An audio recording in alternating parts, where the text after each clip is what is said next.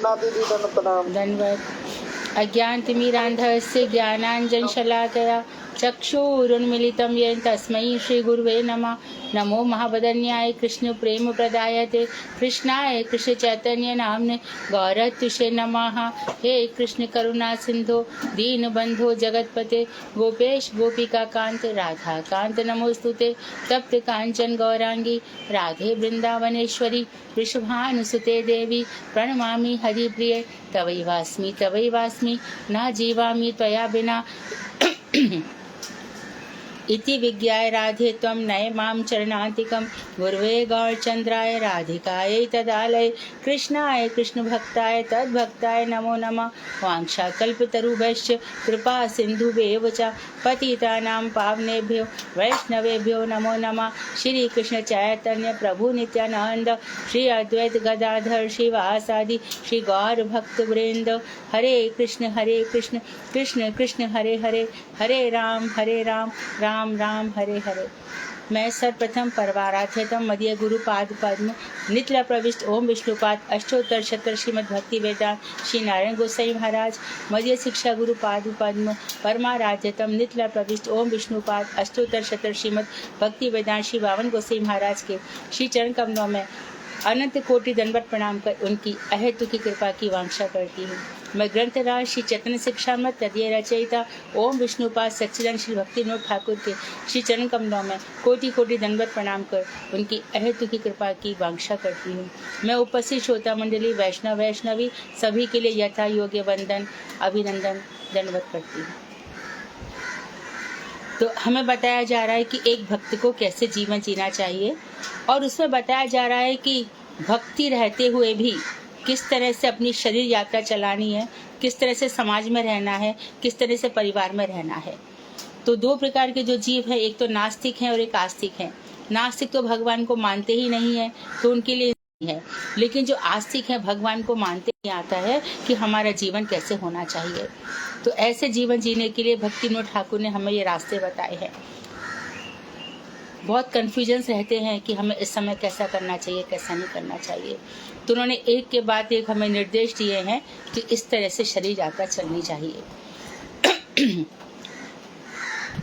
जो भक्ति से रहित हैं उनकी बातें कभी नहीं सुनना है, कभी, क्योंकि उनको भक्ति करनी ही नहीं है, तो उनकी बातें क्यों सुनी जाए। शास्त्रों में जो वर्णन है, वेद पुराण उपनिषद हमारे लिए लिखे गए हैं। पूज्यपाद बावन गोसाई महाराज हमेशा कहते थे कि शास्त्रों की बातें मेरे लिए हैं। आगे वो क्या कहते थे, यदि तुम मेरे हो तो ये तुम्हारे लिए भी है। अर्थात शास्त्रों की सब बातें मैं मानता हूँ और यदि तुम्हें भी इसी प्रकार से भक्ति करनी है तो तुम भी मानो, क्योंकि आज के युग में भक्ति बहुत मुश्किल है, असंभव भी कह सकते हैं, असंभव भी है। जिस तरह की भक्ति की बातें हमें बताई जा रही है कि अन्याभिलाषिता शून्यम, जैसे कि हम कहते हैं कि कृष्ण के अंदर करुणा है, इसी प्रकार से भक्ति के अंदर अन्याभिलाषिता है। यहाँ पर भाववाचक संज्ञा ली गई है, उसके अंदर कोई अभिलाषा नहीं है, कुछ भी नहीं है। क्यों? क्योंकि उसने अपने आप को पूरा कृष्ण के ऊपर डाल दिया है। तो ये जो गिरिराज गोवर्धन है, जगन्नाथ जी हैं, यमुना जी हैं, जितने भी भगवान के स्थान हैं, ये सब भक्तों के लिए है। अब भक्तों के लिए इनका कोई वैल्यू ही नहीं है। तो जब हमने ये अपना जीवन अपना ही लिया है तो उनकी बातें क्यों सुनी जाए। जीवन तो सबको पता है बहुत मिलना मुश्किल है। जहाँ तक कि हमारे जितने भी विद्वान हुए हैं, भक्त हुए हैं, वो तो ये भी कह रहे हैं कि आप ऐसा करो कि हमें अपने यहाँ का कीट पतंग बना दो। हम अपने यहाँ का कीट पतंग बना दो, वो हमें चलेगा, लेकिन हमें छोड़ो मत।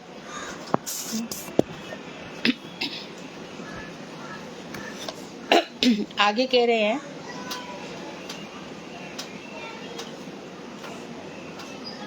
साध्य साधन तत्व, यहीं पर है ना, पेज नंबर 93।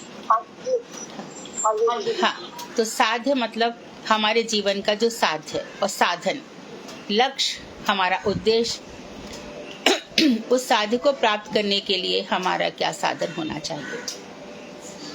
तो इन सब शिक्षाओं का संक्षिप्त सार श्री रघुनाथ दास गोस्वामी को श्रीमन महाप्रभु ने श्री चैतन्य चरितामृत में इस प्रकार बतलाया है।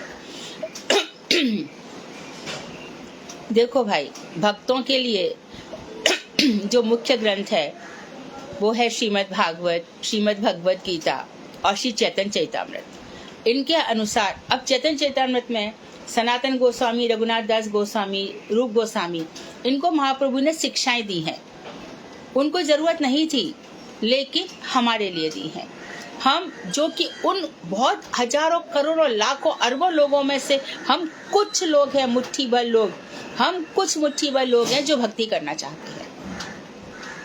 लेकिन हमारी भक्ति जो है आधे कच्ची ना रह जाए, परफेक्ट रहनी चाहिए। इसलिए भक्तिविनोद ठाकुर क्या कह रहे हैं कि बार बार चैतन्य चैतन्य को ला करके हमें बता रहे हैं। तो यहाँ पर कह रहे हैं हासी महाप्रभु रघुनाथिर कही तुम्हार उपदेष्टा करी स्वरूपेर दिल साध साधन तत्व सिख यार स्थाने आमी जत नाही जाने इहो तत जाने तथापि आमार आज्ञा यदि श्रद्धा है आमार यही वाक्य तुम्ही करिए निश्चय ग्राम में कथा न सुनवे ग्राम में कथा वार्ता न कहिबे भाल न कहिबे और भाल न करिबे अमानी मानत हैया कृष्ण नाम सदा लवे बजे राधा कृष्ण सेवा मान से करिवे यही ता संक्षेपे आसी केलु उपदेश स्वरूप रहता इहार पावे सविशेष। तो यहाँ पर बता रहे हैं कि अष्टकालीय भजन प्रणाली का उपदेश है, यानी 24 से 24 घंटे हमें कैसे भजन करना है। ये रघुनाथ दास गोस्वामी को भजा। अब रघुनाथ दास गोस्वामी तो आप लोग जानते ही हैं, 1000 बार सुबह से रात तक दंडवत प्रणाम करते थे। भगवान के लिए तो करते ही थे, वैष्णवों के लिए भी करते थे। इसलिए जब हम सुबह प्रणाम करते हैं तो क्या करते हैं, सबसे पहले नित्य प्रविष्टोम विष्णुपाद अष्टोत्तर श्रीमद् भक्तिवेदांत श्री नारायण गोसाई महाराज की जय। फिर हम क्या करेंगे, पूरा बान गोसाई महाराज की जय, भक्ति प्रज्ञान केशव गोस्वामी महाराज की जय। गुरु परंपरा में चले हम, देखो सबसे पहले कहाँ चले, भक्ति सिद्धांत स्तुति ठाकुर प्रभुपाद की जय, गौर प्रसाद बाबा जी महाराज की जय, भक्तिविनोद ठाकुर की जय। उसके बाद जगन्नाथ बाबा जी गोसाई महाराज की, जगत बाबा जी महाराज की जय। तो यहाँ से आ जाओ, यहाँ पे लिया बलदेव विद्याभूषण प्रभु की जय, कृष्णदास कविराज गोस्वामी की जय। परंपरा चल रही है, नरोत्तम ठाकुर की जय, श्रीनिवास आचार्य की जय। इसके बाद फिर वहां पर आते हैं स्वरूप दामोदर राय रामानंद गौर पार्षद बनने की जय, श्री रूप गोस्वामी, सनातन गोस्वामी, श्री जीव गोपाल गोस्वामी, रघुनाथ दास गोस्वामी, रघुनाथ भट्ट गोस्वामी, इन सब की जय जयकार करते हैं। इन सब की जय जयकार करते हुए फिर हम महाप्रभु की जय जयकार करते हैं। प्रेम से कहो श्री कृष्ण चैतन्य प्रभु नित्यानंदा श्री अद्वैत गदाधर शिवासदि श्री गौर भक्त वृंद की जय। वहां पर हमारा जब प्रणाम करते करते अब और ऊपर पहुंचा तो हम क्या कहेंगे, जय श्री राधा कृष्ण गो गोपी गोवर्धन द्वादश मनात्मक श्री ब्रजमंडल की जय, धाम की जय बोली। फिर जगन्नाथ बलदेव सुभद्रा जी की जय, भक्त प्रवर श्री प्रहलाद महाराज की जय, भक्त भगवान का संबंध, विघ्न विनाशन श्री नरसिंह देव की जय। फिर उसके बाद और माधुर्य भक्ति में पहुंचे, सर्व अभिष्ट प्रदाता श्री गिरिराज धरण की जय। देखो कैसी माधुर्य। इसके बाद हमारा हृदय विशाल, चारों संप्रदाय की जय, जहाँ जहाँ लोग भक्ति कर रहे हैं, चारों आचार्य की जय। और हमारा जो भक्ति का केंद्र है जो प्रभुपाद जी ने खोला, आकर मठा श्री चैतन्य मठ की जय, गौर प्रेमानंदे हरि हरि। ये ऐसा हम क्यों कर रहे हैं, यही हमारे हैं भक्त।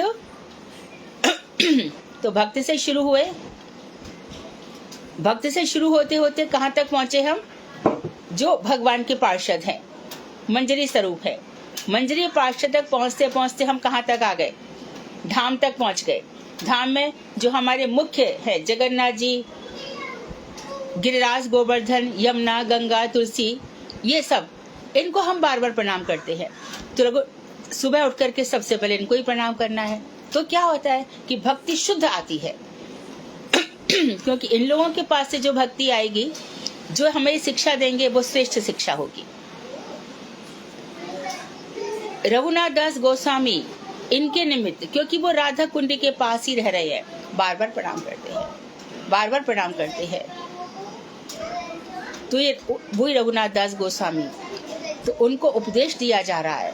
तो हमारा जो भक्ति का चारों तरफ का केंद्र है, हम उसके बीच में हैं और ये हमारे सब ऊपर जा रहे हैं। जैसे कि संसार में एक व्यक्ति हिमालय पर चढ़ना चाहता है, दिन रात परिश्रम करता है, यहाँ से वहाँ से, उधर भी सीढ़ियाँ बनाना सीखता है, कैसे कैसे इंजीनियरिंग वर्क सीख कर आता है, कैसे मैं हिमालय पे गड्ढा खोदूं, कैसे चढ़ूं। इसी प्रकार से भक्ति लाइन के सुमेरु पे यदि हमें चढ़ना है तो इन लोगों को प्रणाम करते करते बार बार ऊपर चढ़ना होगा, बार बार इन लोगों से भिक्षा मांगनी होगी, दया की, कृपा की, तो जीवन सुधर जाएगा। और भैया ध्यान रखो, भक्ति अपने खुद के लिए है। यदि जहां हमने चाहा कि मैं भक्ति कर रहा हूँ, दूसरा मेरी प्रशंसा करे, दूसरा, वो सब भूल जाओ, उससे कुछ भी मिलने वाला नहीं है। तो अभी देखो वो कह रहे हैं, हंसी महाप्रभु रघुनाथ से कहा उन्होंने, तोमार उपदेष्टा करे स्वरूप मेरे दिल, मैं तुम्हारे लिए स्वरूप दामोदर को, तो रघु के स्वरूप दामोदर जो ललिता जी के अवतार हैं, रघुनाथ दास गोस्वामी को महाप्रभु ने उनके हाथ में दे दिया। और रघुनाथ दास गोस्वामी की बराबर खबर लेते रहे, स्वरूप अभी रघुनाथ कैसे जीता है, क्या खाता है। अरे वो जैसे बताया ना, क्रम बताया पहले कैसे खाते थे। वो वहां पर खड़ा हो जाता है अयाचित व्रति से, कुछ मांगता नहीं है किसी से, खड़ा हो जाता है, कोई कुछ दे देता है तो खा लेता है। ग्रस्त से निकालने के लिए महाप्रभु ने कैसा हृदय तैयार किया है देखो। जिसके यहाँ पर सन 15वीं शताब्दी में 15 लाख अशरफियों से ज्यादा, जिनके यहाँ 2 भाइयों के बीच में इकलौती संतान, विश्व की सबसे सुंदर स्त्री को उन्होंने जहाँ पे लिया, उसको देखो कैसा जीवन सिखा रहे हैं। अच्छा, महाप्रभु प्रसन्नता नहीं हुई, स्वरूप अभी रघु कैसे जीता है। अब वो सोचता है कि वहां समय रहते मेरा बहुत समय बीत जाता है, इसलिए वो दरवाजे पर बैठकर कोई दे जाता है कुछ तो खा लेता है।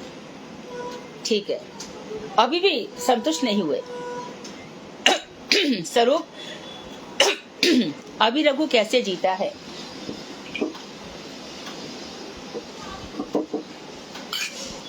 अभी जगन्नाथपुरी में गाय जितना उच्छिष्ट छोड़ जाती है, गायों का जो खाया वो उनको धोता है और खा लेता है।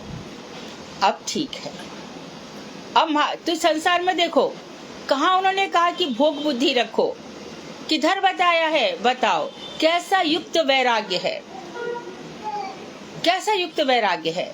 गौर किशोरदास बाबा जी महाराज का वैराग्य देखो, आंख नहीं है फिर भी कानु मन मोहिनी राधे राधे, कोथाए गो राधे राधे, वृंदावन विलासिनी राधे राधे, ये तो भक्त है।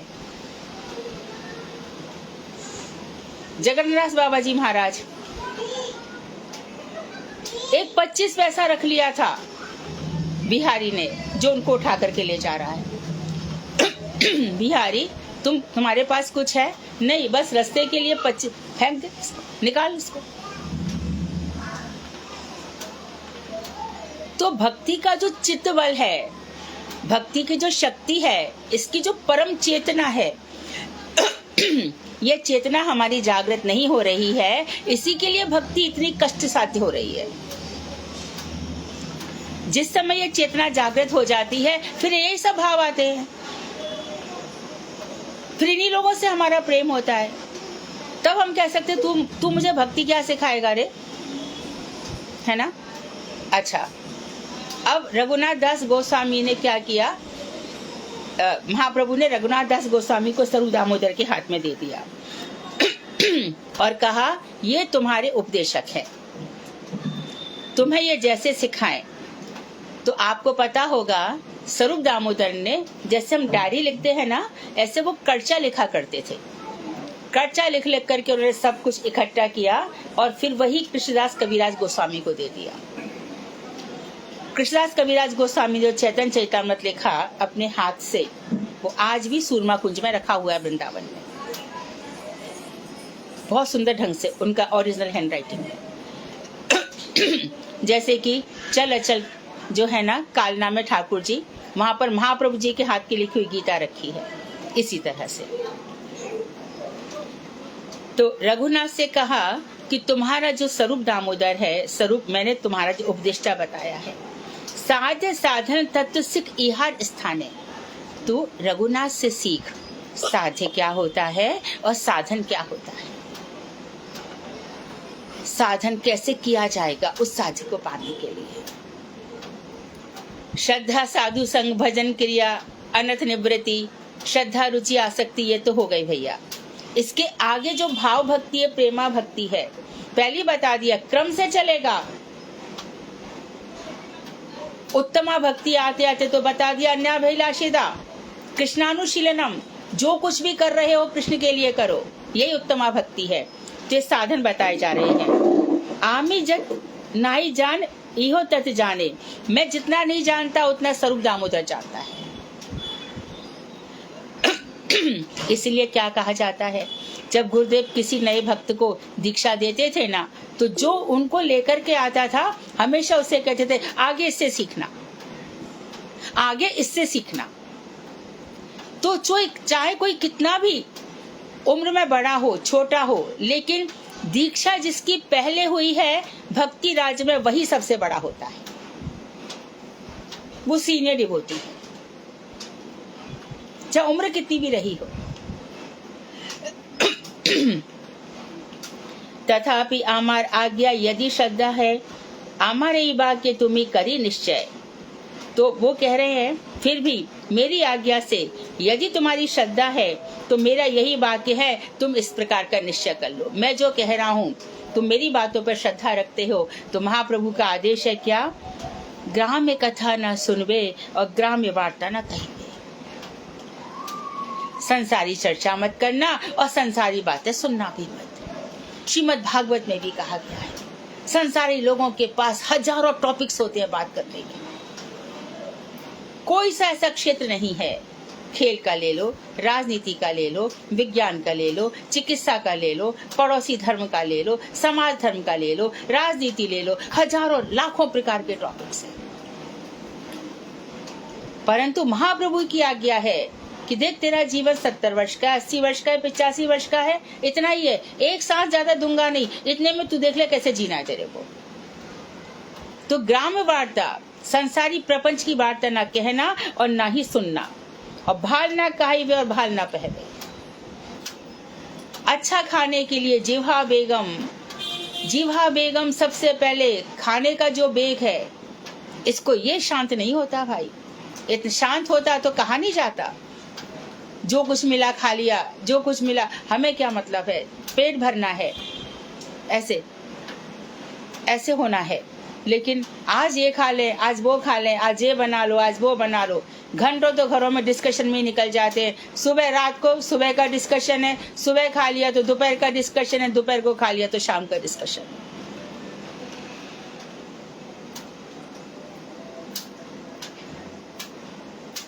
तो भाल ना खाइबे और साथ साथ में भाल ना परिवे। मठ मंदिर में जाएंगे, सुंदर सुंदर साड़ियाँ, बहुत गला खराब है, सुंदर सुंदर सलवार सूट, सुंदर सुंदर साड़ियाँ, बाल काट लिए और ये बालों में क्या क्या ये लगा लिया, किसको दिखाने के लिए गए? वहां पे जाने के लिए जब मानो नवदीप धाम जा रहे हो, कार्तिक जा रहे हो, उसके पहले तैयार करो, हे भगवान पहले तो घर संभाल के जाना है। अच्छा भैया निकल गए 10 दिन के लिए, घर में व्यवस्था करनी है, बाल बच्चे हैं, क्या करके जाए? अच्छा इतना तो कर जाओ, कोई ज्यादा नहीं है कराने वाला, अंकुरित मूंग रख जाओ, अंकुरित चने रख जाओ, खूब सारे फल रख जाओ, चावल दाल बना के खा ही लेंगे। ये सब व्यवस्था में भी समय जाएगा, प्लस अपने सजाने की ये कौन सी बात है? वहां पे किसके लिए गए थे? आपकी सादगी से भगवान पसंद होते हैं, सादगी से। ज्यादा बन ठन के गए ना तो जो वहां पर भक्ति करने नहीं आ रहे उनकी बड़ी खराब नजर आ जाएगी।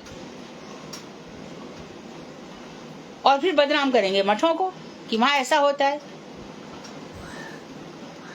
आपके अपीयरेंस से ऐसा क्यों लगना चाहिए कि आप दूसरों को दिखाने आए हो? तो भाल ना पहरे और भाल ना खावे। अमानी मानत हुआ, किसी से खुद सम्मान ना चाहे, सबको सम्मान दे दे। और कृष्ण नाम सदा लवे, एक क्षण भी ऐसा नहीं हो जिस समय कृष्ण का नाम नहीं हो रहा हो। ब्रजे राधा कृष्ण सेवा मान से करिवे। मानस 24 से 24 घंटा अष्टकालीय मानसी सेवा करनी चाहिए। सुबह उठ गए, किशोरी जी भी उठ गई, अब दोनों की मंगल आरती हो गई। मंगल आरती करने के बाद दोमन जो स्थान है नंदगांव और जावट के बीच में, दोनों अपने अपने स्थान पर चले गए। उस समय जो विरह वेदना है दोनों की, उसकी अनुभूति होती है कभी?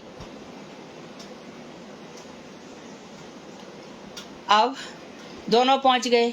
यहाँ पर कृष्ण कलेवा इत्यादि की तैयारी हो रही है। गौशाला में गए हैं, गैयाओं को सब नहलाया धुलाया है, सब व्यवस्था करी है। बलराम भी संग में चले गए हैं, सब सखा आ गए हैं, कृष्ण को जगाने आ गए हैं। घर में माखन मथा जा रहा है, इधर किशोरी जी के यहाँ पर रसोई इत्यादि बनाई जा रही है। अब बहुत सारी गैयाएं कृष्ण ने इकट्ठी करी और कृष्ण लेके गौचारण के लिए चल दिए। थोड़ी थोड़ी दूर तक यशोदा जी आई और थोड़ी दूर तक नंद बाबा गए। बलराम जी से कहा जा रहा है कृष्ण को संभाल के ले आना, अच्छे से जाना। इसके बाद गौचारण लीला चली गई। गौचारण लीला के लिए ठाकुर जी चले गए। अब यहाँ पर उनके कलेवा की तैयारी हो रही है, दोपहर को भोजन भेजा जाएगा। यहाँ पर किशोरी जी को विरह तैयार हो गया, कब आएंगे? तो कभी कभी तो दोपहर में जब होती है लीलाएं, कुसुम सरोवर में, राधा कुंड में, मधुवन में, बिहार वन में, गंभीरा में, गहवर वन में, वहाँ लीलाएं होती हैं। सब पहुंच जाते हैं उधर। शाम को कृष्ण आते हैं। कृष्ण को आने के बाद यशोदा जी कृष्ण को नहलाती धुलाती हैं। नंद बाबा के साथ सब बैठ करके भोजन करते हैं। अब कृष्ण थक गए हैं, चरण संवाहन इत्यादि होता है, नहला धुला के तैयार किया जाता है, अंदर सुला दिया जाता है, सखाओं को बाहर बैठा दिया जाता है। मैया सुबह की तैयारी में लग जाती है, सब व्यवस्था करने में लग जाती हैं। थक के यशोदा जी भी सो जाती हैं। यह सोच करके कृष्ण, लेकिन कृष्ण पीछे की खिड़की से निकल करके रास के लिए चले जाते हैं। सब सखियां मिलती हैं रास स्थली में, जहां भी उनके संकेत मिल जाता है कहाँ पे आज रास होगा, वहां रास होता है। फिर दोनों गहरी नींद में सो जाते हैं। उसी समय वृंदा जी अब पौर्णमासी इशारा कर देती है कखटी बंदरिया से, जगाओ। तो वहां पर जितने भी पशु पक्षी उनसे कहा जाता है, सुबह सुबह चिड़ियाओं का कलरव हो जाता है, तोता मैना आवाज करने लग जाते हैं। दोपहर में भी वहां पे शुकी और शुक वार्तालाप करते हैं। तो इस तरह से जो अष्टकार्य भगवान लीला का, ये मैंने एक जरा सा क्षण मात्र आपको दिखाया, थोड़ी सी छाया दिखाई है। भजन करते करते हृदय में प्रकट होता है, बहुत कुछ प्रकट होगा। तो भक्त अष्टकालीय उस चिंतन में रहते हैं। आठों याम तो अष्टकालीय मान से करे, ये देखने को तो नहीं मिलेगा किधर। अब मानो हम चले भी जाएं कि चलो दोपहर में माध्यमिक लीला का केंद्र है राधा कुंड, यहाँ पे कृष्ण दिखते हैं क्या? तो वहां भी आंख बंद करके हम क्या करते हैं ध्यान। देखो इस समय 4 बज रहे हैं, अपराह्न लीला है। सबसे ज्यादा जो अपराह्न लीला का जो समय है वो 3.5 घंटे से भी ज्यादा है। यहाँ पर बैठ करके किशोर किशोरी जी सब सखियां, चारों तरफ कुंज है, मानो आज ललिता जी की कुंज में पहुंच गए। राधा कुंड के चारों तरफ कुंज है अष्ट सखियों की। तो मानसी सेवा सबसे बड़ी है। जिसके अंदर ये समझ आ गई ना, उसको वो कहीं भी रहेगा, उसका तो भजन चल रहा है। तो ब्रजे राधा कृष्ण सेवा मान से करिवे, कौन कह रहा है? महाप्रभु रघुनाथ दास गोस्वामी से कह रहे हैं। तो क्या कहे, वो कहीं गए जाकर के राधा कुंड के किनारे ही बैठे ना, कि कहीं घूमते रहे इधर से उधर। रघुनाथ दास गोस्वामी राधा कुंड के पास बैठे रहे, और जबकि सनातन गोस्वामी गिरिराज की परिक्रमा देते रहे। परिक्रमा हम भी देते हैं, कुछ नहीं मिलता हमको, अनुभूति तो उनको हो रही है। ये वही स्थान है जहाँ पर जो रूप गोस्वामी लिख कर लाए कि राधा जी की चोटी सर्परी के समान काली चिकनी है। सनातन बोले तूने अच्छी उपमा नहीं दी रूप, कोई और उपमा ढूंढते तो अच्छा था। और जब वहां पे जा रहे हैं तो बस झूला पे किशोरी जी बैठी हुई हैं और पीछे सर्परी के समान, और सनातन गोस्वामी चिल्लाए लाली लाली देख सांप है पीछे, और फिर सब लीला अदृश्य हो गई। परिक्रमा तो इन लोगों की है, ये नवल कुंड है, ये अप्सरा कुंड है। यहीं पर जटिला कुटिला को देख करके कृष्ण नवल कुंड बन गए, नवल किशोर, और राधा जी अप्सरा कुंड बन गए। यही वो स्थान है, कदम खंडी। एक वृक्ष कदम का, एक वृक्ष कमाल तमाल का है। यहाँ पर किशोर किशोरी जी इनकी रास के लिए चल रही है दोपहर में। वहां पे तो रास में जो पंचायती रास हुआ था वृंदावन में, वहां राधा जी ने मान किया, और यहाँ पर तो सबको दिखा करके कृष्ण राधा जी को लेकर गए। मेरी प्राणेश्वरी यही है, ये सब प्रकार से मेरी सेवा करती है। तो कृष्ण को क्या लुभाता है? सेवा। आप जो वैष्णवों की सेवा करते हो, आप जो कृष्ण की सेवा करते हो, आप जो दिन रात भागवत जी की सेवा करते हो, यही कृष्ण को लुभाता है। आप महाप्रभु का स्मरण करते हो, उनके मंत्र जाप करते हो। मंत्र भी जाप करो तो ऐसे नहीं फटाफट ऐसे नहीं, हर मंत्र हर शब्द आपके सामने होना चाहिए। गुरु जी का मंत्र जाप रहे तो गुरु जी दृष्टि के सामने रखो, ऐसे नहीं फटाफट कर दिया। रुको, विचार करके थोड़ा थोड़ा, अरे मुझे मंत्र दिए गए हैं, ये मेरे मन पर इनका पूरा अधिकार होना चाहिए। मेरे मन में ये ऐसे टिक जाए कि मन में इनके अलावा दूसरी कोई बात भी ना आए। इतना सब सुनने के बाद भी बोलो कितने मूर्ख हैं संसार में, इसने ऐसा किया उसने वैसा किया। अरे कभी मत करना। आज के बाद महाप्रभु, हम सचमुच भक्त तो तभी मानेंगे जब महाप्रभु जी की आज्ञा मानेंगे।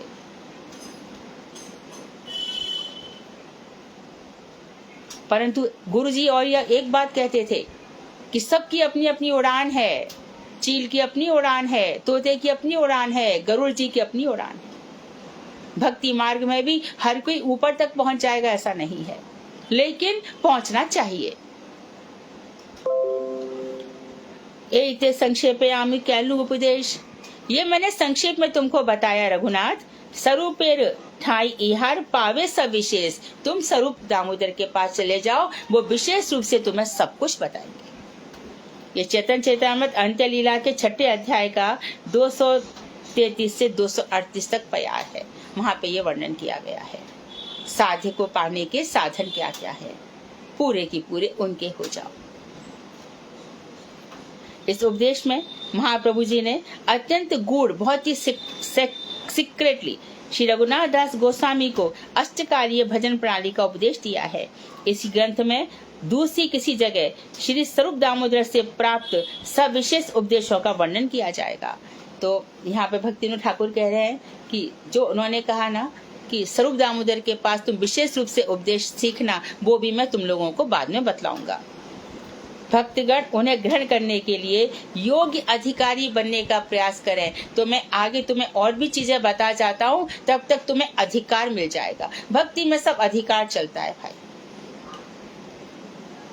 यहाँ पे अधिकार की बात है। यहाँ भी हम सब पढ़ रहे हैं, सुन रहे हैं, सब अपने अपने अधिकार से उसको लेंगे। हर किसी का अधिकार वैसा नहीं होता है। अदुक्षस भगवान सावे पुंसाम परो धर्मा भक्ति रदुक्षजे, जो अदुक्षस भगवान है, जो हमारी इंद्रियों से परे हैं। मनुष्य का वही धर्म है, लेकिन अपने अपने लेवल पर है। तो इस तरह हमें ऊपर उठाना चाहिए। भाव भक्ति। अब भाव भक्ति को लक्ष्य कर वैदिक भक्ति की जो उत्तम और एकांत भाव से अनुशीलन की वृद्धि होती है, तो ये कह रहे कि देखो रागानुगा भक्ति तो है ही बड़ी, पर वैदिक भक्ति का भी क्या किया कि बहुत ही उत्तम प्रकार से और एकांत रूप से यदि भाव भक्ति को हमने लक्ष्य किया कि बस, तो मीराबाई ने भी कृष्ण से क्या मांगा था, वो कह रही है भाव भक्ति की जागीर दीजो, मुझे ऐसा मोह चाकर कर राखो जी गिरधारी, गिरधारी माने चाकर कर राखो जी, मुझे अपनी चाकर, मुझे नौकरी दे दो। नौकरी में क्या देना कि मैं आपकी नौकरी करूंगी, दिन रात स्मरण करूं आपका, आपकी नौकरी में मुझे जेब खर्ची दे देना, पॉकेट मनी, कि मेरा स्मरण होता रहे, और क्या हो, आपके दर्शन मिलते रहे, दर्शन ठाकुर जी जगह जगह भाव से दर्शन हो। तो श्रीमद् भागवत में युगल गीत आया तो गोपियां कृष्ण को भाव दर्शन, भाव चक्षुओं से देख रही हैं, भाव नेत्रों से देख रही हैं। तो भाव ही सबसे बड़े हैं। तो मीराबाई ने वही कहा कि स्मरण रूपी जेब खर्ची मुझे दे देना, आपकी जब मैं नौकरी करूंगी तो क्या करूंगी, मैं जगह जगह बगीचे लगाऊंगी, क्योंकि आपको बागों में घूमना बहुत अच्छा लगता है। तो नौकरी करी तो पॉकेट मनी तो चाहिए, स्मरण बना रहे आपका। और एक चीज दे देना, भाव भक्ति की जागीर दीजो,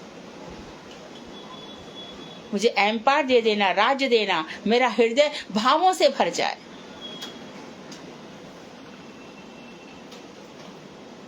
हृदय कुंज जो है, हृदय कुंज में पधारो,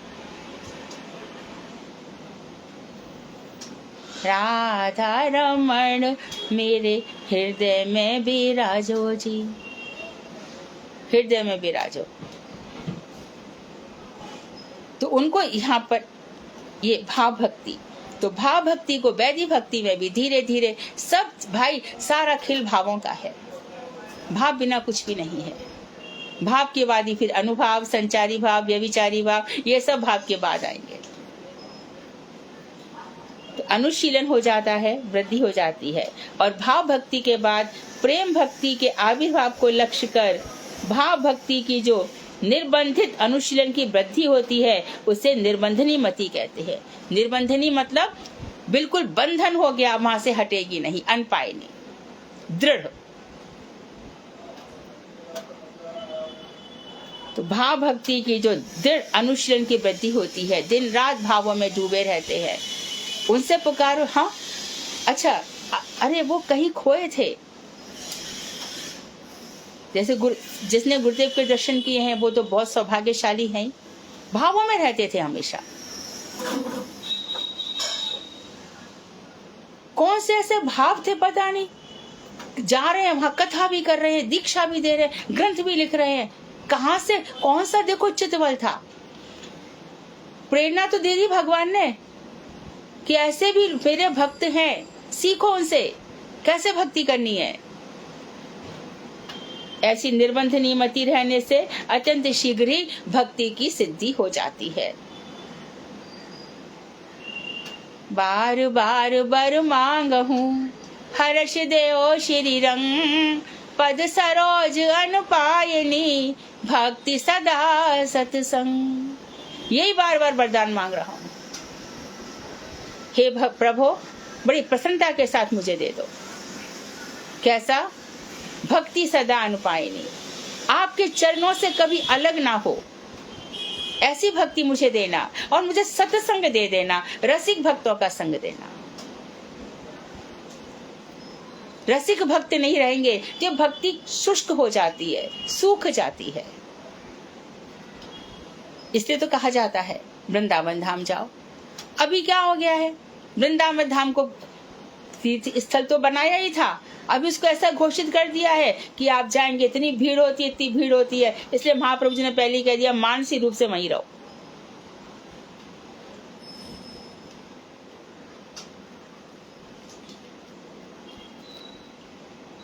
तो ये जो भक्ति सिद्धि है, इसी का दूसरा नाम है यत्नाग्रह, यत्न के पीछे आग्रह।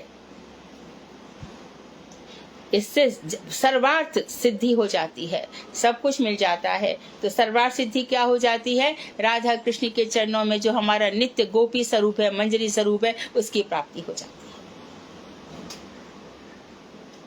फिर कौन जिए, कौन मरे, कौन बूढ़ा हो, कौन बीमार पड़े, कौन, ये सब खत्म। ये शरीर तो, ये आत्मा तो रहनी है। अब इस आत्मा को कौन सा शरीर मिले, ये सब झंझट ही खत्म।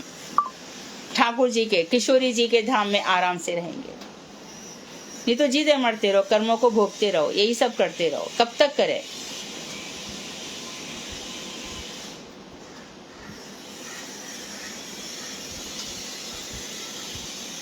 साधक गण सर्वप्रथम निर्बंधनी मति का आश्रय ग्रहण करें। साधक अपनी बुद्धि को मय्येव मनाधस्व मयि बुद्धिम निवेश्य निवसिष्यसि मय्येव अत ऊर्ध्वं न संशया।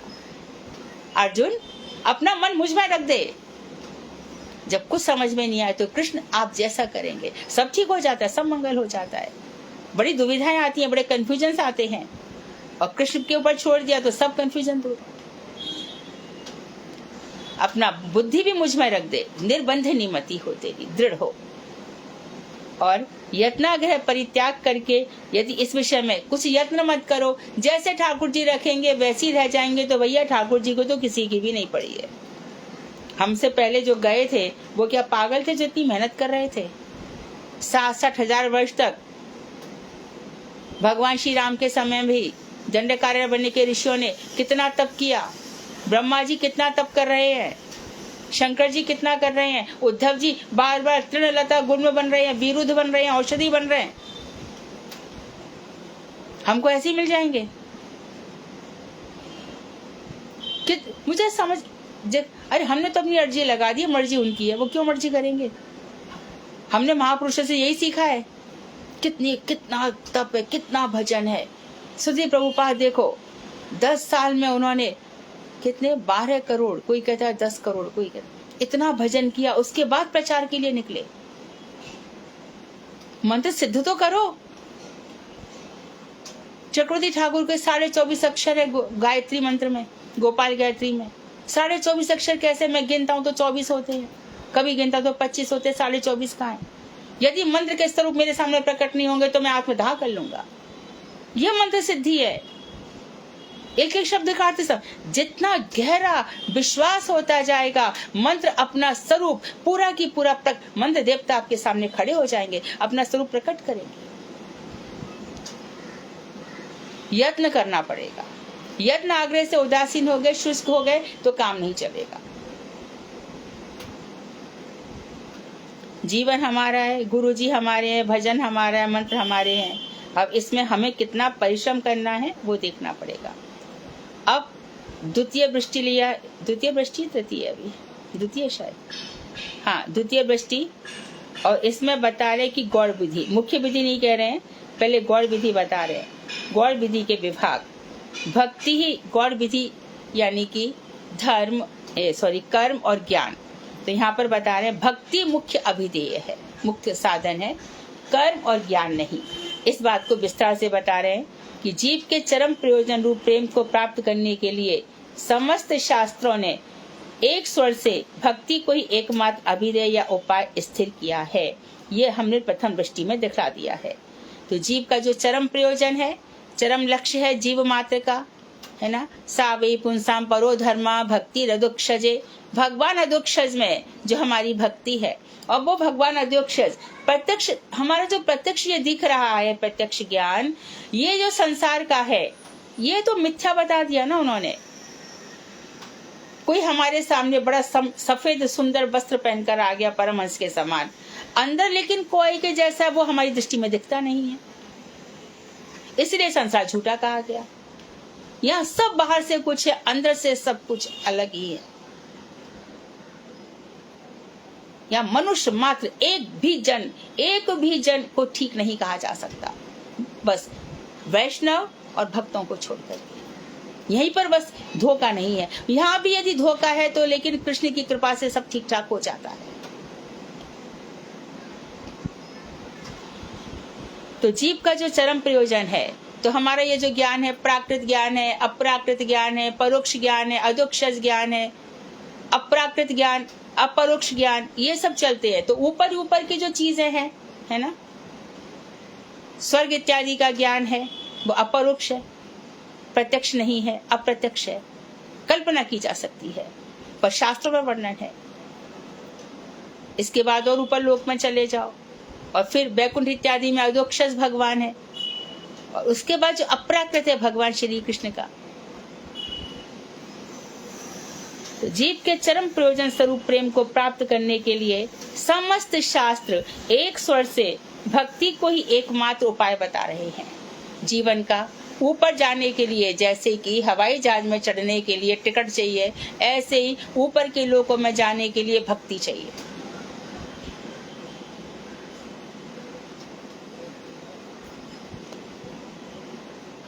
इसे कर्म और ज्ञान साक्षात अर्थात मुख्य अभिधेय नहीं है। ना तो कर्म भगवान कर्म से प्राप्त नहीं होते और ना ही ज्ञान से प्राप्त होते हैं। ना मेध्या न श्रुतेन ना भौक्तेन, बहुत बातें करने से। बात इतनी सी कहनी है, इसको विस्तार से 10-10 दफे बोल दिया, क्या मतलब है बताओ तो जरा। To the point, sweet and short. चिंतन अधिक हो, बहुत अधिक चिंतन हो। व्याख्याकर्ता के लिए मना किया गया है, बहुत अधिक व्याख्या नहीं होनी चाहिए।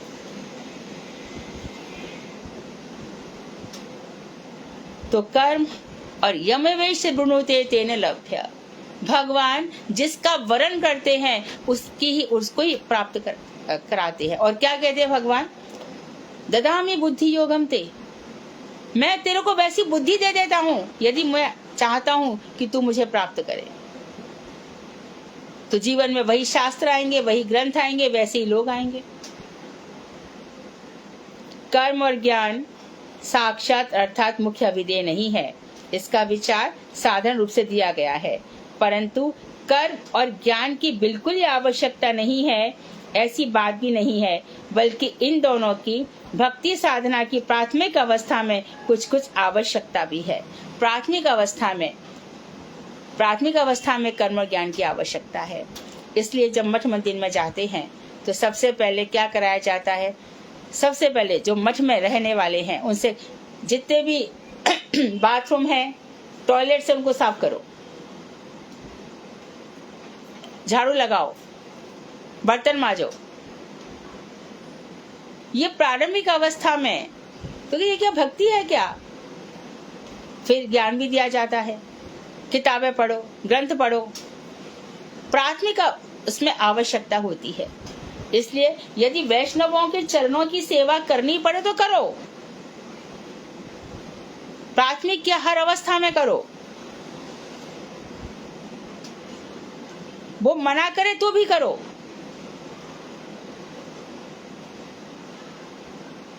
वैष्णव के चरणों की धूल से ही हमारा जीवन तरता है। आगे बता रहे हैं, प्राथमिक अवस्था में आवश्यकता रहती है, अतएव कर्म और ज्ञान गॉड प्राइमरी तो नहीं है लेकिन सेकेंडरी सहायक जरूर है, और मुख्य उपाय श्रवण कीर्तन आदि रूप भक्ति को निर्दिष्ट किया गया है। मुख्य उपाय क्या है? श्रवण करो, कीर्तन करो। कर्म और ज्ञान गॉड होने पर भी जो जड़बद्ध जीव है, जिनका अभी भाव भक्ति नहीं हुई है, जड़ जीव है, जो जड़बद्ध है, माया से बंधे हुए जीव हैं, उनके लिए तो ये मुख्य साधन है। प्रेमानंद प्रभु मुझे अक्सर कहते थे कि देख, इनसे पहले ये करवाता हूँ तब ये धीरे धीरे, तो उनको पहले सबसे ये कहेंगे जड़बद्ध जीव जाके रसोई बनाओ। भक्तों, आज इतने बड़े बड़े भक्त आएंगे, उनके लिए प्रसाद बनाना है। तो जे धीरे धीरे जो जड़बद्ध है ना, फिर क्या हो जाता है, निर्गुणा हो जाता है। भक्ति निर्गुणा है, उसमें कर्म ज्ञान की आवश्यकता नहीं होती है। ज्ञान कर्म गौड़ अभिधेय है और भक्ति मुख्य उपाय है। ज्ञान और कर्म भक्ति को प्राप्त कराने के लिए साधन है, और भक्ति साक्षात रूप से प्रेम को प्रकट कराने के लिए साधन है। तो कह रहे हैं कि देखो, ज्ञान और कर्म एक दिन भक्ति को प्रकट कर देते हैं, और भक्ति करते करते प्रेम प्रकट हो जाता है। शुरू में क्या कहा जाता है? कर से कर्म करो विधि नाना, मन राखो जहाँ कृपा निधाना। हाथों से कर्म करते चलो और मन वहां पर रखो जहाँ कृपा के सागर भगवान विराजमान है। जाने बिन होय नहीं परतीति, और बिन परतीति होय नहीं प्रीति। बिना ज्ञान के भगवान पर विश्वास नहीं होता और बिना विश्वास के प्रेम नहीं होता। इसलिए कर्म और ज्ञान दोनों ही जरूरी है। इसलिए, लेकिन वो मुख्य भक्ति नहीं है। पहले जानेंगे जानने के लिए। देखो, उल्टा नाम जपा जब जाना, वाल्मीकि भय ब्रह्म समाना। भगवान का नाम था, उल्टा जपा तो भी सिद्ध हो गया। लेकिन जपते जपते जपते जपते वाल्मीकि ब्रह्म के समान हो गए। हरि को भजे सो हरि को होई। भगवान को भजने वाला भगवान के समान ही हो जाता है। तो जो ज्ञानी है, जहां भगवान ने ये कहा कि चतुर्विधा भजन्ते माम सुकृतो अर्जुन, आर्तो जिज्ञासु अर्थार्थी ज्ञानी च भरतर्षभ। जो 4 प्रकार के भक्त मेरा भजन करते हैं, आर्त जिज्ञासु अर्थार्थी ज्ञान, उसमें ज्ञानी मुझे बहुत प्रिय है। क्यों? क्योंकि ज्ञान प्राप्त करने के बाद उसका हृदय विचलित नहीं होता, उसकी मति निर्बंध हो जाती है, उसका वैराग्य होगा, दृढ़ होगा। कल तक वो मकान बनाने में, हीरे सोना झपेटने में लगा हुआ था, संग्रह करने में पागलों की तरह जीवन बर्बाद कर रहा था। आज ऐसा वैराग्य हो जाता है, क्या है ये? इतनी सी बात सुनकर ही क्षण भंगुर जीवन की कलिका, प्रात समय खिली ना खिली, रटले हरि नाम रसना, अंत समय हिली ना हिली। कृष्ण कहना चाह रहे, लेकिन कफ आ गया मुंह में। और मति को तैयार करना होगा। अंत समय अंत मति सोगति, जो गीता में भी कहा है। हृदय यदि इतना हो जाए हमारा, हर सांस में भगवान का नाम निकल रहा है, तो अंतमति में कृष्ण होंगे ही होंगे। और अंतमति में फिर ऊपर के धामों की वहीं पर गमन है। फिर इस संसार में ठाकुर जी नहीं डालेंगे। इस संसार में डालते हमारी खुद की इच्छाएं, वासनाएं। हमारे अंदर जो सब कचरा भरा पड़ा है ना, वही हमें डालता है। तो बता रहे हैं कि ज्ञान और कर्म गौर अभिधेय है साधन, और भक्ति है मुख्य। तो भक्ति के लिए ज्ञान और कर्म कर सकते हैं, लेकिन भक्ति क्यों की जा रही है? प्रेम को प्राप्त करने के लिए। साक्षात रूप से प्रेम को प्रकट करने का साधन है। इस विषय को हम और भी विस्तार से बताएंगे। शरीर, मन और समाज को भक्ति के अनुकूल रूप में व्यवस्थापित करने में ही कर्म और ज्ञान का अभिधेयत्व है। अन्यथा ऐसे कर्म और ज्ञान का को शास्त्रों में बहिर्मुख बतलाते हुए उनकी प्रचुर निंदा देखी जाती है।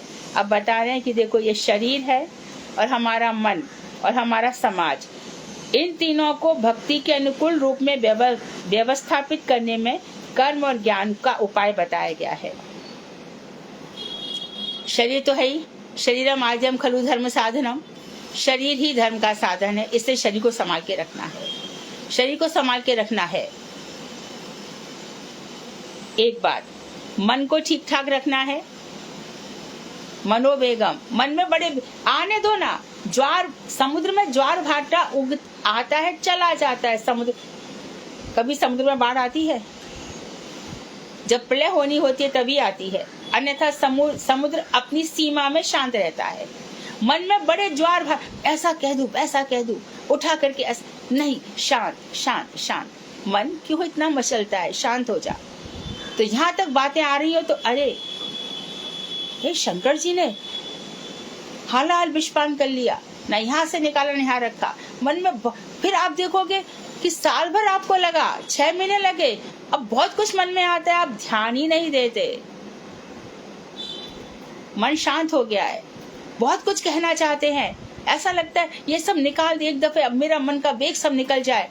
अरे पी जाऊंगी, क्या हो गया? शंकर जी ने विष पी लिया था, पी लो इसको, एक दिन ये सब निकल जाएगा। भक्ति मेरी इतनी बढ़ जाए कि मन की सब बातें एकदम वहां पे रौंद दी जाएंगी। माटी कहे कुमार से, तू क्या रोंदे मोर, एक दिन ऐसा आएगा मैं रो दूंगी तो। कुम्हार को कह रही है, तो एक दिन मिट्टी में मिल जाना है। तो शरीर, मन और समाज, समाज को भक्ति के अनुकूल रूप में व्यवस्थित करने में ही कर्म और ज्ञान का भी दायित्व है। तो समाज में कैसे रहना है, जैसे कल भी बताया था, अपनी पहचान यही रहे कि हम भक्त हैं। श्रीमद् भागवत का आयोजन किया, घर में कीर्तन का आयोजन किया, सबको बुलाया, भाई इनके यहाँ तो बहुत भक्त लोग आते हैं, इनके यहाँ पे हमारी फालतू बातें नहीं चलेंगी। अन्यथा नहीं तो यदि कर्म और ज्ञान अच्छे होते तो शास्त्रों में इनकी निंदा क्यों की होती। उद्धव से भगवान ने कह दिया, उद्धव कर्मणो गहनो गति, कर्म की गति बड़ी गहन है। समझ में नहीं आता इनके साथ ऐसा क्यों हो रहा है। तू नहीं जानता, अनादिकाल से ये कर्म मनुष्य का पीछा नहीं छोड़ता। तो भगवान ने गीता में 6 अध्याय कर्म के बताई ना, और बाद में क्या कह दिया, निष्काम होकर कर, इच्छा मत रख कोई भी, अकर्म। यदि शुरू में क्या होता है, भक्ति कर्म के रूप में होती है। क्या कर रहे हैं, साधन कर रहे हैं, भजन कर रहे हैं, आसन पर बैठे हैं, अभी भाव नहीं आया। जब तक भाव नहीं आया वो कर्म ही है। जिस प्रकार से नरसिंह भगवान की उपासना करी हमने, पूरे दिन व्रत रहे और शाम को उनसे वरदान मांग लिया, वो भक्ति कर्म बन गई। कर्म का तो फल होता है। नरसिंह देव की उपासना तो निर्गुणा है, उनको पता है हमारे लिए क्या चाहिए। जहां भी गए वहां पे कुछ मांग लिया, तो भक्ति ना होकर के वो कर्म हो जाती है, इसलिए वो कर्म की निंदा की गई। शुरू में ये होता है, लेकिन जैसे ज्ञान प्राप्त हो जाता है तो व्यक्ति अलर्ट हो जाता है। ज्ञान, नवदीप क्या है, नवदीप का क्या महिमा है, शुरू में तो हमको सबको जरूरत होती है। तो ज्ञान को और भी ज्ञान, भैया सकरा क्या है, निकरा क्या है, शुद्धता क्या है, अपरस क्या है, भोजन कैसे बनना चाहिए, एकादशी व्रत कैसे करना चाहिए, ये सब ये भी ज्ञान में आ जाएंगे, भक्ति संबंधी। लेकिन जो वैसा ज्ञान है कि अहम ब्रह्मास्मि सोहम सोहम, इस ऐसे सब ज्ञान की शास्त्रों में निंदा की गई है। तो हमें सबसे पहले यहाँ गौड़ विधि का विस्तार पूर्वक विवेचन कर हम मूल सिद्धांत को विषय पर विचार करेंगे। तो गौड़ विधि 3 प्रकार की होती है, जननिष्ठ, लोगों के साथ, समाजनिष्ठ और परलोकनिष्ठ विधि। इतना सुंदर वर्णन है ना। अब जननिष्ठ विधि बता रहे हैं, थोड़ा समय है हमारे पास। ये 2 प्रकार की है लोगों की। लोगों के पास एक शरीर रहता है और दूसरा रहता है मन। तो शरीरनिष्ठ विधि और मनोनिष्ठ विधि। मानव शरीर को पुष्ट बनाने और स्वस्थ रखने के लिए जो व्यवस्थाएं हैं उनको शरीरनिष्ठ विधि कहते हैं। तो यहाँ पर बता दिया कि देखो मैं ये सब बातें क्यों कह रहा हूँ, शुरू से चलो। तो पहले वो शरीर को ले आए, यथा योग्य आहार खाओ, ऐसा आहार करो कि भक्ति का पोषण हो, सात्विक आहार। जो लोग भी, अभी तो बहुत प्रचार हो गया है मीडिया से कि सूर्यास्त तक खा लो, सूर्यास्त के पहले, सोने से 3 घंटा पहले भी कहा गया था। पहले सबका ऐसा ही था, सूर्यास्त के समय सब खत्म। तो यथा योग्य पान है ना, पानी भी पीना है। ऐसे बहुत से लोग हैं जिनसे कह दिया जाता है 8 गिलास पानी पियो, 10 गिलास पानी पियो, लेकिन ध्यान रखो सबके शरीर की प्रकृति अलग अलग होती है। सभी को पानी बहुत लगता है ऐसा नहीं है। कोई कोई तो ऐसे हैं जिन्होंने अधिक पानी पी लिया, लीवर इतना कमजोर पड़ गया, अब डॉक्टर बताते हैं कि देखो इतना ही पानी पीना है, जहाँ तक कि आपकी दाल में भी इतना पानी होना चाहिए, इससे अधिक पानी पहुंचना नहीं चाहिए। हमारे पड़ोस में एक लड़की है, उसको डॉक्टर ने कह दिया है कि इसने इतनी सी भी मैदा खाई तो इसके दिमाग में मैदा पहुंच जाएगी, इसका सब गड़बड़ हो जाएगा। ये सब पिज्जा, समोसा, ब्रेड, ये सब पहले से मना किए गए हैं, इनको मत खाओ। कोल्ड ड्रिंक्स, इनमें तो जहर ही है, साक्षात जहर है, इनको पीना ही नहीं है। परंतु नींबू का पानी पीने से किसने रोका है? दही की छाछ पीने से किसने रोका है? ये तो हमारे प्रारंभ से ही चले आ रहे हैं। यथा आहार विहार यथा पान, ठीक से यथा योग्य निद्रा, और सोना भी है। 6 घंटे की नींद तो चाहिए ही चाहिए, तो दिमाग चक्कर आएगा। और यथा योग्य व्यायाम, भागवत में भी कहा है व्यायाम करो। ये तो हमारी अच्छी व्यवस्था है कि सुबह उठो तो अपने बिस्तर खुद ही बनाओ। हाथों की कुछ तो एक्सरसाइज हुई। व्यायाम की प्रक्रिया उद्धव जी को भी भगवान ने बताई, व्यायाम करना चाहिए। तो जितनी प्रकार की विधियां हैं, और रोग होने पर आयुर्वेद शास्त्र में चिकित्सा संबंधी जो व्यवस्थाएं हैं वे सब भी करनी है। एकादशी है, आज मैं दवाई नहीं लूंगी, ऐसा तो शास्त्रों में नहीं कहा गया किधर भी।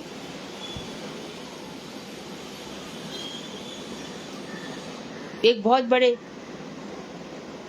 आयुर्वेद के डॉक्टर है, मैं आयुर्वेद की ही दवा लूंगा, मैं एलोपैथी लूंगा ही नहीं। पता चला कि उनकी किडनी खराब हो गई, आयुर्वेद संभाल नहीं पाया। समय के साथ चलो ना, क्या प्रॉब्लम है? देखो, भक्ति जो कुछ है मन की होती है, शरीर निष्ठ नहीं। ऐसे शरीर निष्ठ में उन्होंने सब कुछ बता दिया और कैसे जीना है। तो बता दिया कि दवाइयां भी लेनी है। शरीर निष्ठ विधियों का पालन नहीं करने से मनुष्य स्वच्छंद रूप से जीवन यात्रा निर्वाह नहीं कर सकता, क्योंकि शरीर के प्रॉब्लम्स आएंगे। फिर स्वच्छंद, आप मानो आपको कोई ऐसी दवा है, मानो जिसको थायराइड हो गया, उसको तो सुबह एक गोली बनती ही है ना, ले लो ना, आराम से चलो पूरे दिन।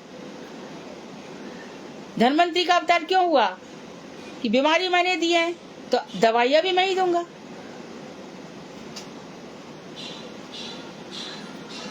शरीर निष्ठ विधियों का पालन नहीं करोगे तो स्वच्छंद रूप से जीवन यात्रा नहीं चलेगी, इसलिए दवाइयां ले सकते हो। साथ ही अब बता रहे मनोनिष्ठ, ये तो हो गया शरीर का, तो जहाँ पे खाना पीना व्यायाम रहना सहना सब बताया। अब बता रहे कि मनोनिष्ठ विधियों का अवलंबन नहीं करोगे तो क्या होगा?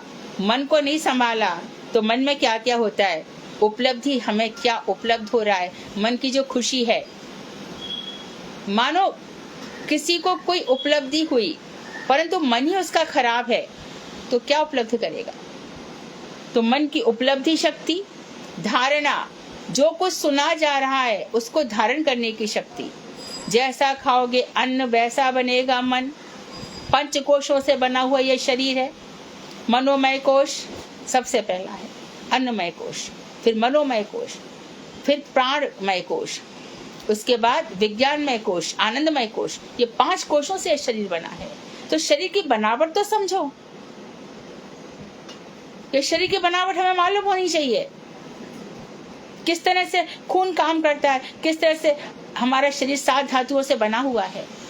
शरीर का कोई अंग ऐसा नहीं है जिसमें से बाहर से कुछ निकलता ना हो, सब ऐसा ही है। तो शरीर की साइंस बच्चों को 7वीं 8वीं में सिखाया जाता है, सारे सिस्टम सिखाए जाते हैं। भैया तेरा ये नर्वस सिस्टम ऐसे काम, स्नायु संस्थान ऐसे काम करेगा। धीरे धीरे बच्चों को सिखाया जाता है प्रजनन संस्थान कैसे। जब बच्चा सीखता है तो गलती भी नहीं करता। सिखाना चाहिए और सीखना भी चाहिए। हम फौज में जाते हैं, कहा जाते हैं कि भैया देखो इन जो पोर में है जिस सबसे ज्यादा शक्तियां हैं, हम आँख को छू रहे हैं तो मस्तिष्क से मैसेज आ रहे हैं, आँख को छू गए तो सबसे पहले हम हाथ हटा लेते हैं। तो हमारा माइंड कितना तैयार है चीजों को ग्रहण करने के लिए। फिर कहा जाता है यदि कुछ सीख रहे हो तो एम्प्टी माइंड से जाओ, खाली दिमाग से जाओ, वहां से भर के लाओ। भर के जाओगे तो कुछ लेके नहीं आओगे। जब सीख रहे हो तो खाली हो जाओ, एकदम खाली हो जाओ। अपना तो हम जानते ही है ना, हमें मालूम है ये सब है। अपनी धारणा शक्ति मजबूत होनी चाहिए। दिमाग ही नहीं चल रहा, किसी की बातों में आ गए, कोई कुछ भी फुसला रहा है, हारे ठीक है तू तो बहुत सही बोल रहा है। क्या सही बोल रहा है? अपना दिमाग तो लगाओ। तो जितना ज्ञान होगा उतना दिमाग भी चलेगा। तो यहाँ पे बताया कि देखो, मन की उपलब्धि शक्ति, दूसरी है धारणा शक्ति, जो चीजें धारण की जाएंगी, तीसरी है कल्पना शक्ति, चौथी है विभावना शक्ति तथा फिर विचार शक्ति। विभावन प्रकट होना, मेरे मन में तो आ रहा था और मन में प्रकाशित भी हुआ, लेकिन बाहर हम बोल नहीं पाए। बहुत कुछ कहना चाह रही थी पर चुप होके चली आई। तो मन की उन्होंने 5 शक्तियां बताई। ये क्या होगा, यदि शरीर पुष्ट नहीं है तो ये भी पुष्ट और विकसित नहीं हो पाती, और फलस्वरूप ये अपने अपने कार्य को भली भांति करने में असमर्थ हो पड़ती है। किसी से कहा जाए, बच्चों से कहा जाता है निबंध लिखो, या आपसे आपके गुरुजी कहते हैं अरे आओ 2 शब्द बोलो, मन क्यों नहीं तैयार है आपका? क्योंकि मन को फालतू बातों में लगा रखा था। सुनो, वहां भी सीख कर आए तो अपना अपना बोल दिया। जिज्ञासु बनो, अथा तो ब्रह्म जिज्ञासा। सबसे बड़ा श्रोता किसको माना गया है? जिसके अंदर जिज्ञासाएं हैं। शौनक आदि ऋषि ने सूत जी से जिज्ञासाएं की हैं, प्रश्न पूछे हैं। प्रश्न पूछो तो उत्तर तो सुनो, और उत्तर हाँ ये तो हमको आता है, आता तो आई क्यों थी पूछने? इतना तो हमको पता है। पता होने पर भी शांत रहो। किसी ने आपके लिए बताया, उसका उपकार तो मानो। तो मन की 5 शक्ति है। उपलब्धि, हमने किसी चीज को कैसे उपलब्धि किया, और धारण शक्ति, विचार धारणा, कल्पना शक्ति, उर्वरा शक्ति। उनकी कल्पना शक्ति इतनी अच्छी, बड़ी बड़ी अच्छी अच्छी कविताएं लिख लेते हैं, बड़े अच्छे से लेख लिख लेते हैं, बड़ा अच्छा निबंध लिख लेता है। जहां ना पहुंचे रवि वहां पहुंचे कवि, सूर्य की किरणें भी जहां नहीं पहुंच पाती वहां देखो कैसे कैसे ग्रंथ लिख दिए जाते हैं। ये मन की शक्ति है ना। और विभावना, प्राकट्य होने की शक्ति, और विचार शक्ति, ये पुष्ट और विकसित नहीं हो पाती, और फलस्वरूप अपना अपना कार्य ठीक से नहीं हो पाता। विज्ञान, शिल्प, क्राफ्ट और जो कला है आदि की भी उन्नति नहीं होती। मन का कुसंस्कार रूप अंधकार भी नष्ट नहीं होता। 25 साल तक जो बुद्धि थी 50 साल में भी वैसी की वैसी रही, कुछ पनपा ही नहीं। जहां था उतना ही सीखा, उतना ही रह गया। हर दिन सूर्य उदित होता है, यह दिखाने के लिए कि ज्ञान का भंडार और विकसित हो, और सीखो और सीखो। कौन सा सीखो? जिससे हमारी भक्ति का विस्तार हो। तो सीखने, जब हम सुनेंगे नहीं, धारण नहीं करेंगे, दूसरों के पास गए, वहां से तो जो कुसंस्कार यहाँ पे साफ नहीं होंगे, मन का कुसंस्कार नष्ट नहीं होगा। जितना अधिक सुनेंगे आप, वो भी किससे? विद्वान रसिक वैष्णवों से, तो मन के जो कुसंस्कार है वो नष्ट हो जाएंगे। विषयों के संबंध में शुद्ध ज्ञान भी नहीं हो पाता, और हम किसी चीज को ठीक जान भी नहीं सकते। हम जानते, अच्छा मानो बता दिए शरीर 5 इंद्रियों से, कौन सी 5 ज्ञान इंद्रिया, 5 कर्म इंद्रिया, 5 महाभूत, आकाश, वायु, अग्नि, जल, पृथ्वी, और उन वायु तत्व के 5 तन मात्राएं, शब्द, रूप, रस, गंध, स्पर्श, और फिर मन, बुद्धि, चित्त, अहंकार। ये इससे तुम्हारा शरीर बना है। एक बात तो क्लियर हो गई ना। कपिल देव देवभूति को वही समझा रहे हैं, इस शरीर की रचना समझो। फिर इसके 16 संस्कार बता दिए, फिर बता दिया कि कैसे पिता गर्भाधान संस्कार करता है। यहाँ पर 10 दिन में एक बेर की गुठली के समान जो टिश्यूज हैं हमारे, जो उत्तक है, वो कैसे डेवलप होते हैं, कैसे झिल्ली में बच्चा आ जाता है, कैसे आके फिर बताया जाता है देखो ये अनुशयी जीव है, अपने संस्कारों को लेके पड़ा हुआ था। तुम्हारे यहाँ पे इसका जन्म हुआ है, तुम्हारा इसका कोई संबंध है, परंतु अनासक्त भाव से है ना। अभिमन्यु के मरने पर पांडवों को कुछ हुआ क्या? कृष्ण को गाली दे देते, अरे कृष्ण तुम तो बिल्कुल विश्व के, तुम सृष्टि के कर्ता हो, और आपके सामने ही आपका भांजा चला गया। कहा उन्होंने कुछ? शांत रहे। युवा बच्चा चला गया, उतरा, छोटी सी उम्र में विधवा हो गई। परीक्षित का जन्म हुआ। तो ये सब चीजें, ये जो मन के संस्कार, ये सब सुनने से नष्ट होते हैं। और विषयों के संबंध में यदि हम ये सब तैयार नहीं होंगे तो शुद्ध ज्ञान नहीं हो पाएगा। बुद्धि को जड़ चिंता से मोड़ दो और परमेश्वर की चिंता में नियुक्त करो। यदि आपने ज्ञान नहीं सुना तो संसार की चिंता में ही रहोगे। अरे हमारा तो फर्ज बनता है उनके यहाँ पे 13 दिन जाने का। क्या करोगे वहां जा करके? अभी वहां पे रोटी बनाएंगे, सब्जी, इसी में लगे रहोगे। अरे हम वहां पे रोज मिलते हैं, क्या डिस्कस करते हैं? समाचार में क्या आया वो डिस्कस करने जाते हैं। अरे सोने का भाव बढ़ने वाला है, चांदी के शेयर बढ़ने वाले के शेयर लगा दे, यही सब तो चिंताएं रहती है सारे टाइम। कहाँ पे इन्वेस्ट करूं? LIC ये चला गया, सरकार ने ये भी बेच दिया, हमारे यही सब कितने सारे टॉपिक्स है, चलते फिरते कितने कान में पड़ जाते हैं। तो जड़ चिंताएं हम इनसे कभी मुक्त, सुन के भी अनसुना करना है। ज्ञान सब ले लो, कोई बुराई नहीं है।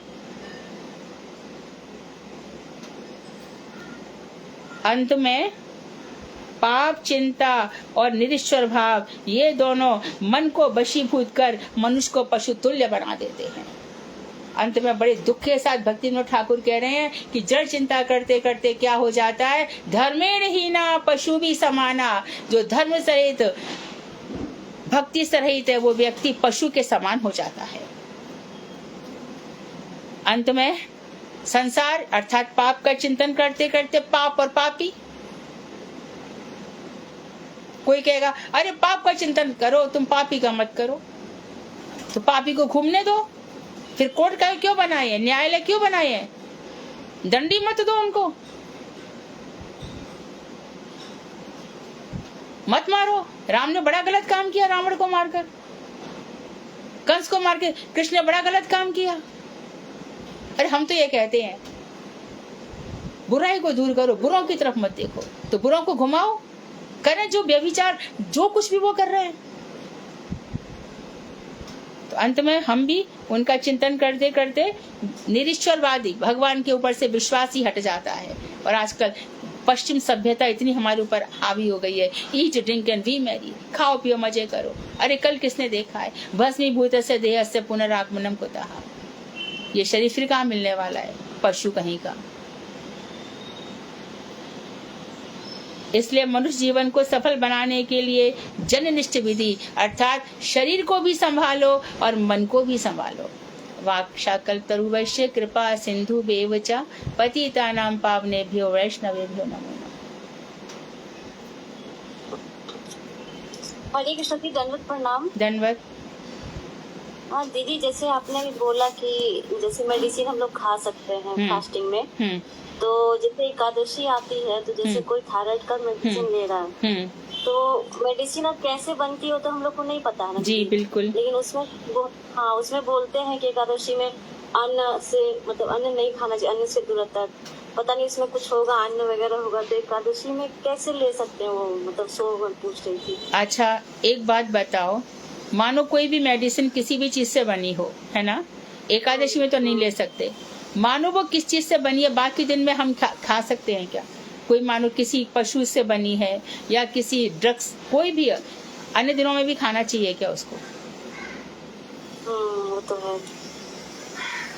जैव धर्म में भक्ति विनोद ठाकुर कह रहे हैं कि यदि जीवन रक्षक जो दवाएं हैं उनको लेना चाहिए, और यदि जीवन की रक्षा ही नहीं हो पाएगी, मानो एकादशी में मैंने मानो मुझे ब्लड प्रेशर है और मैंने वो दवाई नहीं ली और मैंने भजन भी नहीं किया, तो मेरी तो एकादशी बेकार चली गई।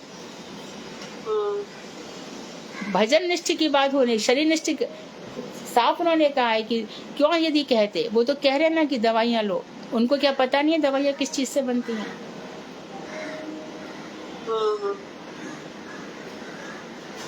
ठीक है दीदी, मतलब हाँ ऐसा था पहले मेरा भी बहुत था, बहुत विचार किया था, बहुत एकादशी के दिन तो कुछ नहीं, लेकिन जब से जैव धर्म पढ़ा और जब से ये पढ़ा तब से फिर गुरुजी की भी आज्ञा होगी, गुरुजी भी मेडिसिन, तब मैंने कहा कि नहीं, क्या हम इनसे बढ़कर हो गए? शरीर की रक्षा करनी है, भजन करना है। एकादशी में बोलते हैं कि नेक्स्ट डे बोलते हैं कि पालन करने के लिए सबसे पहले जो अन्न छोड़ते हैं तो अन्न से पालन करना चाहिए। तो जैसे मेडिसिन थायराइड का लेते हैं तो थायराइड पहले लेना पड़ेगा ना, तो फिर वो पालन तो उसी से हो जाएगा फिर। ये किसने कहा कि पालन मेडिसिन से होता है? ये तो ये गलत बात है, ये तो सोच गलत है।